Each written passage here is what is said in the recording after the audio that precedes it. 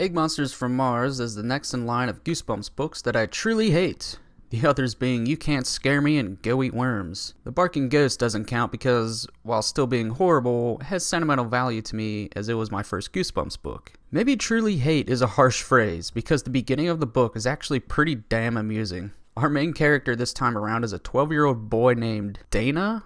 What, like Dana Carvey? Well, Dana is attending his little sister Brandy's birthday party at their house, and it's just about time for the egg hunt. During the hunt, one of the eggs bursts in a girl's hands. When she freaks out, Brandy says that her mom didn't have time to boil or paint the eggs. Of course, after this, a huge egg fight ensues, ruining the backyard, which begs the question, who the fuck uses actual eggs for an egg hunt? I tried to remember when I was a kid, to see if we actually used real eggs in the 90s. And while I did pull up some vague recollections of using hard-boiled ones, the plastic eggs have largely been what my family used. And not just my family, but literally every other family, be they a friend's or a girlfriend's or what have you, has used plastic eggs. My point is, why in the hell would you even put out raw eggs for an egg hunt? Especially for a kid's birthday party. Why did you have kids if you are this stupid? And their stupidity gets worse. And their stupidity gets worse as they later scream at Brandy, asking her, why did you let this happen? Why didn't you stop it? We'll have to have the garage painted. How will we ever mow the lawn? Wow, just wow. This right here is comedy. And when Brandy calls him out for it, saying it's her fault that she didn't boil the eggs and went ahead with the egg hunt anyway, bravo, just bravo. It's scary how dumb parents can be in these books. But this is just funny, though in a sad way, because they are actually responsible for two other human beings. Those poor kids. Oh yeah, the story. So Dana finds an egg. It turns out to be a Martian. The end.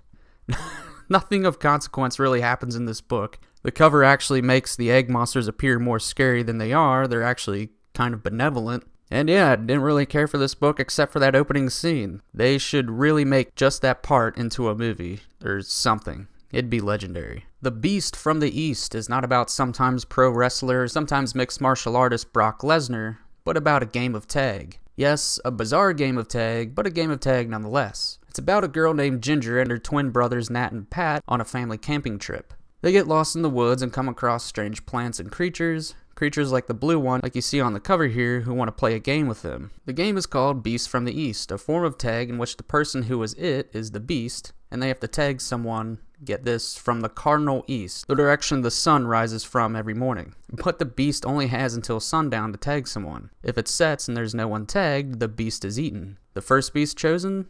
Ginger, of course. So while playing the game, all sorts of rules come out of nowhere, seemingly to let these little talking blue bastards free, like the aforementioned tagging rule, but Ginger gets her revenge by tricking a beast named Spork, like the spoon and the fork thing, to pause the game so they can play another quick game instead. This mini-game involves the two of them spinning around. The first one to fall loses. Well, while this is going on, Ginger unpauses the real game and tags Spork.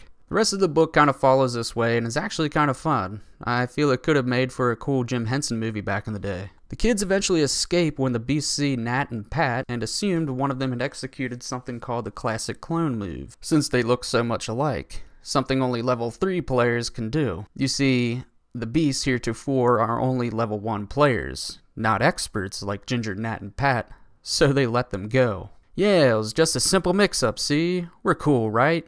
We weren't really about to kill you. Pfft, you guys.